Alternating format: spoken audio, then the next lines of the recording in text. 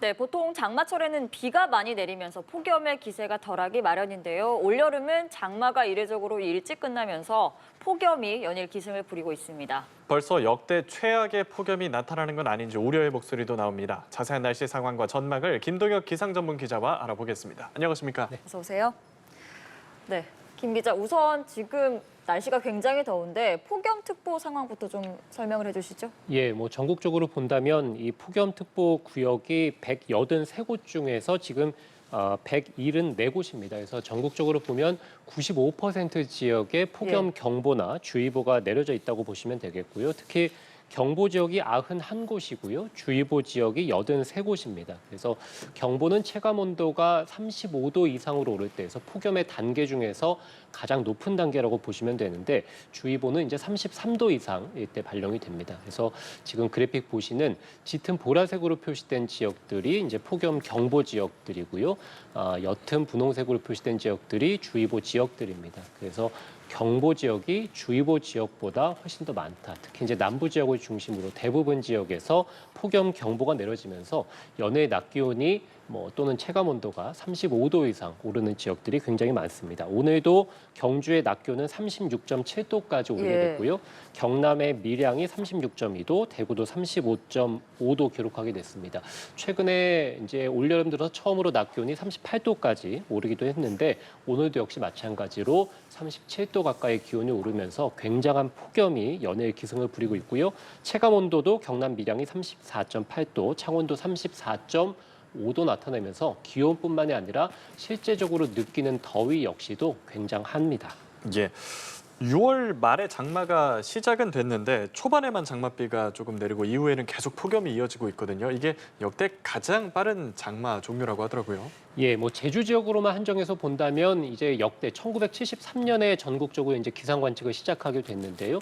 이후에 이제 가장 빨리 제주에서 종료가 되게 됐습니다. 제주의 장마가 6월 12일에 시작을 했고요. 끝나는 날짜가 26일, 그래서 15일 보름 동안 이어지게 됐으니까요.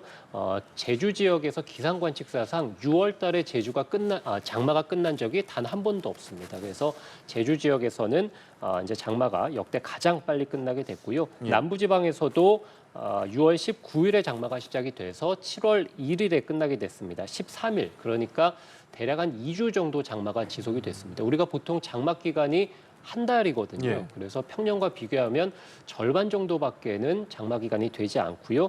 역시 이제 역대 두 번째로 장마가 빨리 끝났고 장마 기간 역시도 두 번째로 역대로 본다면 짧은 장마로 기록하게 됐습니다. 역대 가장 짧은 장마는 1973년, 그래서 전국적인 기상 관측이 시작했던 1973년도에 제주의 장마 기간 7일, 딱 일주일 정도 장마가 지속이 됐고요. 남부와 중부, 이 내륙 지역에서도 6일 정도 지속이 되면서 역대 가장 짧았습니다. 어쨌든 올여름만 놓고 봐도 이례적으로 장맛비가 거의 내리지 않는 마른 장마 현상을 보였습니다. 알겠습니다. 그럼 올해 장마철에는 평년과 비교해서도 장마비가 많이 내리지 않았다 이렇게 생각을 해볼 수 있을 것 같은데 그러니까 이게 마른 장마다 이런 추측도 나오고 있더라고요. 예, 우리가 이제 장마 기간에 말씀드린 대로 대략 이제 한 달 정도 지속이 되고 평균적으로 30일의 기간 동안에 보름 정도는 장맛비가 내리게 됩니다. 장맛비의 양도 평균적으로 보면 350mm 정도 한 달 기간 동안에 내리게 되는데 올여름 이제 말씀드린 대로 장맛 기간이 2주밖에는 되지 않았고요. 그 2주 기간의 안에서도 장맛비가 내린 이 날짜만 보면 장마 초입에 좀 많이 비가 좀 내렸다가 이후에는 계속해서 이제 무더위만 지속이 되는 경우였습니다. 가장 많은 비가 온 지역을 보면 전북 진안에서 231mm, 그래서 전국 내륙에서 가장 많은 비가 내렸고요.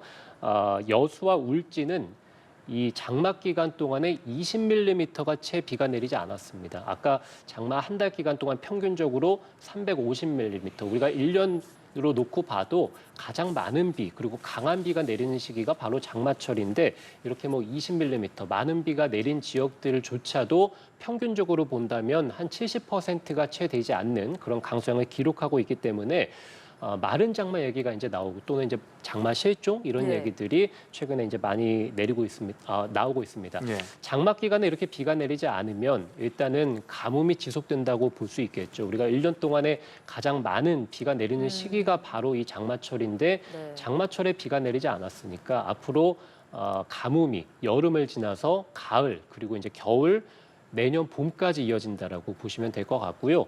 또 한 가지는 이 가뭄과 더불어서 장마가 끝나게 되면 바로 우리나라는 한여름 폭염의 시기로 들어가게 됩니다. 지금 계속해서 폭염과 열대야가 이어지는 것도 장마가 워낙에 빨리 끝났기 때문에 한여름에 더위가 좀 일찍 시작했다라고 보시면 되겠는데 이럴 경우에는 여름철에도 산불 걱정을 해야 됩니다. 우리가 역대 가장 뜨거웠던 2018년에도 7월 달, 8월 달 이런 한여름철에 한 60건 정도 산불이 발생하게 됐거든요. 주로 이제 우리나라에서 산불이 많이 일어나는 경우는 이제 비가 거의 내리지 않는 봄이라든지 가을철인데 이렇게 이제 이례적인 장마가 일찍 끝나는 시기 그리고 고온 현상이 계속될 때는 산불에 대한 걱정도 여름철에 특별히 해야 됩니다. 이제 반면에 중부지방의 장마가 아직 종료되지 않았다는 얘기도 있는데 그러면 서울에서는 좀 장맛비가 더 내릴 가능성도 있는 건가요?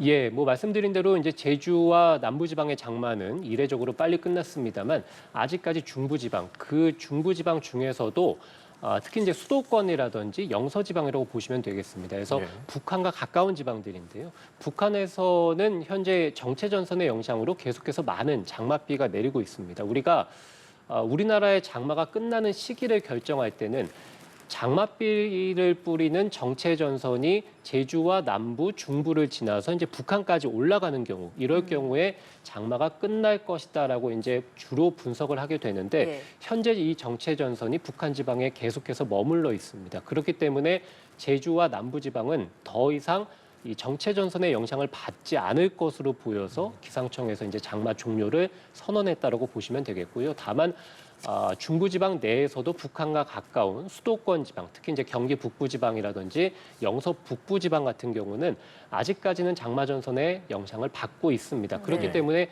오늘 서울만 놓고 본다면 사실 더위는 계속해서 있었습니다만 하늘은 흐린 날씨였습니다. 장마 구름이 서울을 계속해서 뒤덮고 있었기 때문에 기온만 놓고 보면 오늘 서울의 낮 기온이 30도였거든요. 예. 그래서 다른 지역들에 비해서는 기온이 오르지 않은 것도 바로 이 정체전선의 영향이다라고 보시면 되겠고 내일 주말 오전 정도까지도 계속해서 수도권이나 영서지방에서는 약하게 좀 비가 내릴 것으로 보이고요. 앞으로 일요일에도 역시 마찬가지로 경기 북부지방들 또는 영서 북부지방을 중심으로는 장맛비가 조금 더 이어질 것으로 보입니다. 알겠습니다. 통상 장마가 끝나고 나면 이제 한여름 폭염이 시작이 되잖아요. 그렇기 때문에 이번에는 장마가 좀 짧았기 때문에 굉장히 이제 역대급 무더위가 오는 거 아니냐 이런 걱정도 좀 나오고 있는 것 같아요. 예, 뭐 말씀드린 대로 장마가 끝나면 우리나라가 이제 한여름의 시기에 들어간다라고 말씀을 드렸죠. 올여름에 장마가 일찍 끝났으니까 한여름 폭염도 일찍 시작하게 됐습니다. 우리가 이제 역대 가장 폭염이 심했던 해, 특히 이제 기온이 크게 올라갔던 해를 놓고 보면 1994년과 2018년을 뽑을 수 있습니다. 예. 지금 그래프 보시면 1994년과 2018년의 날씨를 비교했는데요. 예. 1994년에는 남부지방의 장마가 7월 6일에 끝나게 됐습니다. 올해보다는 조금 늦게 끝나긴 했습니다만 우리가 평균적으로 보면 장마가 7월 중하순에 끝나게 되니까 1994년에도 장마가 이례적으로 빨리 끝나게 됐고요. 2018년도 역시 마찬가지로 중부지방의 장마가 평년과 빠른 7월 11일에 끝나게 됐습니다. 당시 1994년에는 폭염 일수가 29.6일, 그래서 역대 세 번째로 폭염이 심했던 해였고요.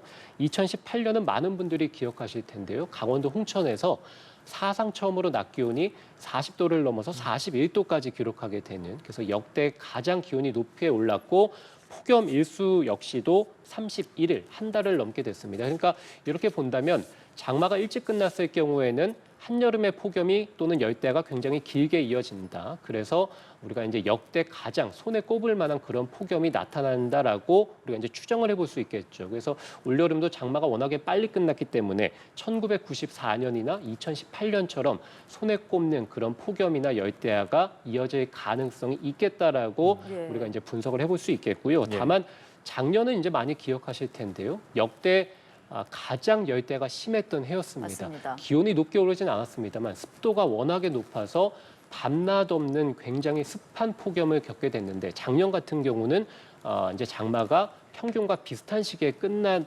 경우였습니다. 그래서 반드시 장마가 일찍 끝났다고 해서 폭염이 심하다라고 볼 수는 없겠습니다만 역대 이제 통계적으로 본다면 우리가 이제 굉장히 심한 기온이 높게 오르는 이런 폭염은 장마가 일찍 끝났을 때 주로 나타납니다. 그래서 말씀드린 대로 올해 같은 경우도 굉장히 심한 폭염 열대야 겪을 가능성이 높다고 보여집니다. 예, 기상청에서도 이달 중순부터 8월 초까지 이상 고온이 발생할 가능성이 높다고 분석을 했더라고요. 예, 그렇습니다. 이제 어제 기상청에서 한 달 예보를 발표하게 됐습니다. 주로 예. 평균 기온이라든지 또는 이제 장맛비 또는 이제 비, 강수량 이런 것에 대한 예보를 하게 되는데 어제 나온 예보를 본다면 기상청에서는 7월 14일부터 이제 8월 10일까지 평균 기온이 평년보다 높을 가능성이 최대한 70%는 된다라고 밝혔습니다. 그러니까 예년 여름보다, 그러니까 한여름보다 훨씬 더 더울 가능성이 최대한 70%이기 때문에 가능성이 매우 높다고 볼 수 있겠죠. 지금도 폭염이 굉장히 심해서 낮 기온이 38도를 웃도는 날들이 있는데 지금보다 이제 한여름철로 들어가는 7월 중순에서 8월 초까지가 예년보다 더울 가능성이 높다는 얘기는 지금의 기온보다 더 올라갈 가능성이 높다라고 예. 기상청에서 보고 있는 것이고요. 특히 이제 이상 고온에 대한 전망도 하게 되는데 아침과 낮의 기온이 이상 고온을 보일 가능성이 높다라고 전망을 예. 했습니다. 그 얘기는 아침 기온이 정상 범주에서 크게 벗어날 가능성이 있다는 얘기니까 열대야가 8월 초까지도 당분간 계속될 가능성이 있다라고 보고 있는 것이고요. 낮 기온도 주로 한여름철에 평균적으로 보면 33도 안팎 정도거든요. 예. 근데 지금 장마가 끝나자마자 37도, 38도까지 예. 오르고 있는데 우리가 통상적으로 1년 중에서 가장 더운 시기는 7월 하순에서 8월 초입니다. 아직 다가오지 않은 이 시기인데 기상청에서 이상 고온이 일어날 가능성이 높다고 보고 있기 때문에 앞으로 38도가 아니라 39도, 경우에 따라서는 40도까지 올라갈 가능성도 있다라고 기상청에서 보고 있는 겁니다. 네, 말씀하신 것처럼 이상 고온이 발생할 가능성이 높다라는 이야기까지 하셨고, 그런데 지금 또 한반도 남쪽에서는 태풍 소식도 있더라고요. 우리나라에 뭐 기후적으로 큰 영향을 미칠 태풍일까요? 예, 지금 뭐 그래픽을 통해 보시겠습니다만 사실 일본 남쪽 먼 해상에서 3호 태풍, 이름은 이제 문이고요. 이 태풍이 계속해서 예. 북상을 하고 있습니다. 우리나라와는 굉장히 멀리 떨어져 있기 때문에 이 태풍은 일본 동쪽으로 해상을 계속 따라 올라가서 소멸할 것으로 보입니다. 따라서 우리나라에 직접적으로 태풍이 영향을 줄 가능성은 없다고 보여집니다. 다만 우리가 지금 폭염의 어떤 기원을 찾아보면 일본 남쪽 해상에서 발달한 이 무더운 또는 습한 공기덩이가 우리나라 쪽으로 확장을 해서 우리나라가 지금 폭염 열대가 굉장히 심한 것이거든요. 저 태풍이 일본 동쪽으로 이제 계속해서 올라갈 텐데 워낙에 열대 지방에서 덥고 습한 공기들을 계속해서 중위도 지방으로 올려보내고 있기 때문에 예. 지금 일본 쪽에 기원을 두고 있는 이 폭염, 이 북태평양 고기압을 더 강화시킬 가능성이 있겠습니다. 그렇게 되면 우리나라도 지금보다 폭염의 기세가 더 강해질 가능성, 태풍으로 인해서 있다고 보여지고요. 지금 필리핀 해상 또는 중국 남부 해상에서도 태풍의 씨앗이라고 하는 열대 저압부가 계속해서 이제 발생을 하고 또 태풍도 앞으로 발생을 할 것으로 보입니다. 이 태풍들이 중위도 지역까지 올라오게 된다면 역시 마찬가지로 열대 뜨거운 수증기들이 우리나라 근처까지 올라오는 것이기 때문에 앞으로 태풍이 발생해서 북상을 하게 될 경우에는 우리나라의 폭염 열대가 더 심해질 가능성이 있다라고 네. 보여집니다. 예, 당장 내일부터 주말이라서 나들이 계획 세운 분들 많을 것 같은데 비가 올 수도 있는지 아니면 비는 안 오더라도 엄청 더울지 궁금해 하실 것 같습니다. 예, 지금 폭염특보 경보 내려진 지역들 주말까지 계속될 것으로 보이고요. 체감온도 33도 또는 35도, 낮 기온은 37, 8도까지 오르는 지역들이 많을 것으로 보여서 주말 동안 전국적으로 폭염특보 계속된다. 그래서 열대야도 계속 이어질 것이다라고 보시면 되겠고요.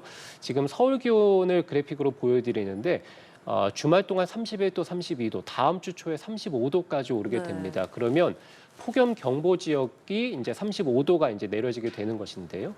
우리가 지금 서울 전역에 폭염 주의보가 내려져 있는데 다음 주 초에는 폭염 경보로 서울에서 올여름 들어 처음으로 폭염 경보 단계가 내려질 가능성이 매우 높다고 보여지고요. 말씀드린 대로 아래쪽에서 태풍들이 열대 지방의 뜨거운 공기를 올려보내면서 우리나라의 폭염 열대가 더 심해지고 북태평양 고기압도 강화되면서 역시 마찬가지로 기온도 굉장히 높게 오를 것으로 보입니다. 다음 주, 이번 주보다 훨씬 더 열대야 또는 낮에 폭염 그리고 기온도 훨씬 더 높게 오를 가능성이 높습니다.